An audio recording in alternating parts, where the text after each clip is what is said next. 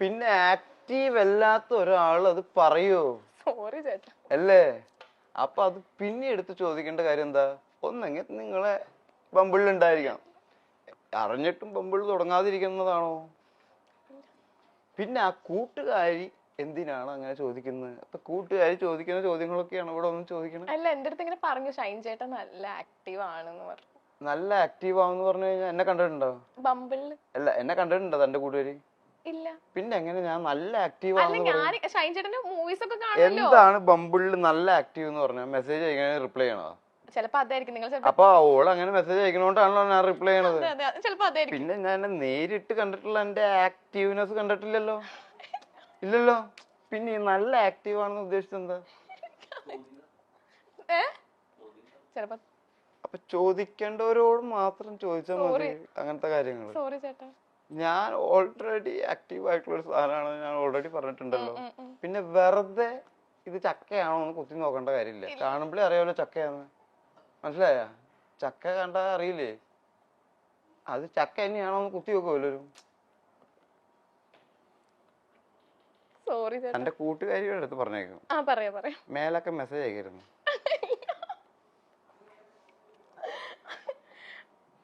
Okay, next ചക്കം. ഇത് ഏത് ചക്ക? ചക്കം ഏത് കൂട്ടുകാരിയുടെ ചോദ്യം? ഇല്ല, ഇത് ശരിക്കുള്ള ചോദ്യം.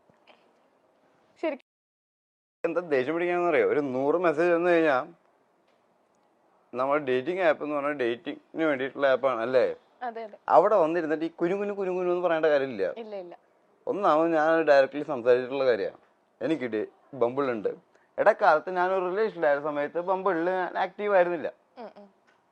അത് കഴിഞ്ഞിട്ട് റിലേഷൻ കഴിഞ്ഞ സമയത്ത് ഞാൻ വീണ്ടും ഇപ്പൊ ആക്റ്റീവായി. ഇത് ഈ ഡേറ്റിംഗ് ആപ്പ് എന്ന് പറഞ്ഞാൽ നമ്മുടെ സമൂഹത്തിലുള്ള ഒരു ആപ്പാണ്. ആണാ? വാട്സപ്പ് പോലെയും ഇൻസ്റ്റാഗ്രാം പോലെയും. പിന്നെ ഡേറ്റിംഗ് എന്ന് പറഞ്ഞാൽ താല്പര്യമുള്ള വ്യക്തികൾ തമ്മിൽ ഡേറ്റ് ചെയ്യുന്ന സമ്പ്രദായമാണ് അല്ലേ? ഈ സമ്പ്രദായത്തിലൂടെയാണോ നമ്മളൊക്കെ ഭൂമിയിലേക്ക് വന്നത്? ഡേറ്റിംഗ് എന്ന് പറഞ്ഞു കഴിഞ്ഞാൽ ഇപ്പൊ ആണും പെണ്ണും എന്തിനാ ഇഷ്ടപ്പെടുന്നത്? രൂപക്കൊട്ടിൽ കൊണ്ടുവയ്ക്കാനല്ലോ വീട്ടിലെ. അവർക്ക് ശാരീരികമായിട്ട് ബന്ധപ്പെടണം, അതിനു വേണ്ടിട്ടല്ലേ? അപ്പൊ ഈ ഡേറ്റിംഗ് മോശമാണോ ചീത്തയാണോ? മോശമുള്ള കാര്യമല്ലല്ലോ ഈ സംഭവിക്കുന്നത്. അതാത് പ്രായങ്ങളിലല്ലേ നടക്കണ്ടത്. മുല കുടിക്കേണ്ട പ്രായത്തിലല്ലേ മുല കുടിക്കേണ്ടത്. അല്ല 40 വയസ്സായിട്ട് എന്റെ അമ്മയുടെ മുല കുടിക്കാൻ വന്നു കഴിഞ്ഞാൽ എനിക്ക് അടി കിട്ടുവോ? കിട്ടുവോ? 40 വയസ്സായി വരുത്ത അമ്മയുടെ മുല കുടിക്കാൻ ചെന്ന് കഴിഞ്ഞാൽ അടി കിട്ടുവോ? കിട്ടും. അപ്പൊ കിട്ടേണ്ട സമയത്തല്ലേ മുല കുടിക്കേണ്ടത്, ആ പ്രായത്തില്. അപ്പൊ അതാത് പ്രായങ്ങളിൽ ചെയ്യേണ്ട വ്യക്തികൾ ചെയ്യേണ്ട കാര്യങ്ങൾ അതാത് പ്രായങ്ങളിൽ ചെയ്യണം. അത് ചെയ്യാതെ അയ്യേ അയ്യേ എന്ന് പറഞ്ഞിട്ട് കാര്യമില്ല. മനസ്സിലായ? അപ്പൊ അതിന് വേണ്ടിയിട്ടുള്ള ഒരു ആപ്പ് ആവുമ്പോ അത് ചെയ്യുന്നത് കൊണ്ടൊരു പ്രശ്നമില്ല. അതൊരു മോശം പ്രവൃത്തിയുമല്ല. മോശം പ്രവൃത്തി എന്ന് പറയുന്നത് എന്താണെന്ന് വെച്ച് കഴിഞ്ഞാൽ ഒരാള് മോശമാണെന്ന് തോന്നിയിട്ടൊരു കാര്യം ചെയ്യുന്നതും അത് താൻ ചെയ്യുന്നില്ല എന്ന് ആളുകളെ ധരിപ്പിക്കുന്നതും താൻ വലുതാണെന്നും മറ്റൊരുത്തൻ മോശമാണെന്നും ചിത്രീകരിക്കുന്നതാണ്. ആണാ? അപ്പൊ ഒരാളൊരു കാര്യം ചെയ്യുന്നുണ്ടെങ്കിൽ അത് തുറന്നു പറയുന്നുണ്ടെങ്കിൽ അത് മോശത്തരമല്ല. അത് പറയാതിരിക്കുകയും അത് ചെയ്യുന്നതുമാണ് മോശത്തരം. മനസ്സിലായ? ഓക്കെ, നെക്സ്റ്റ് ചക്കം. സ്വന്തം ഇന്റർവ്യൂ കണ്ട് ഒറ്റയ്ക്ക് ഇരുന്ന് ചിരിച്ചിട്ടുണ്ടോ? ഉണ്ട്. ഏത് ഇന്റർവ്യൂ ഏറ്റവും ഒറ്റയ്ക്ക് ഇരുന്ന് ചിരിക്കാന്ന് പറഞ്ഞു കഴിഞ്ഞാല്, ഞാൻ അന്ന് കാല് എന്റെ ലിഗമെന്റ് തെറ്റിയിട്ട് തല്ലുമാലയുടെ ഷൂട്ട് നടന്ന സമയത്ത് കാലില് പ്ലാസ്റ്റർ ഇട്ടിട്ട് 2-3 ആന്റിബയോട്ടിക് അടിച്ച് പെയിൻ കില്ലേഴ്സ് അടിച്ചിട്ട് ക്രൗണിൽ വന്ന് കയറുക റൂമില്. അപ്പൊ അന്ന് ഇന്റർവ്യൂ ഉണ്ടായിരുന്നു. ഇങ്ങനെ നമ്മുടെ വെയിൽ എന്ന് പറഞ്ഞ പടത്തിന്റെ പ്രൊമോഷൻ ആയിട്ട്. അപ്പൊ എനിക്ക് അതിന് വരാൻ പറ്റില്ല. അപ്പൊ എന്നെ വെയിറ്റ് ചെയ്തിരിക്കുക.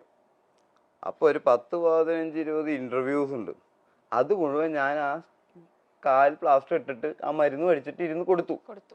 അതിന്റെ ലാസ്റ്റ് ഇന്റർവ്യൂ ഒക്കെ ആയപ്പോഴേക്കും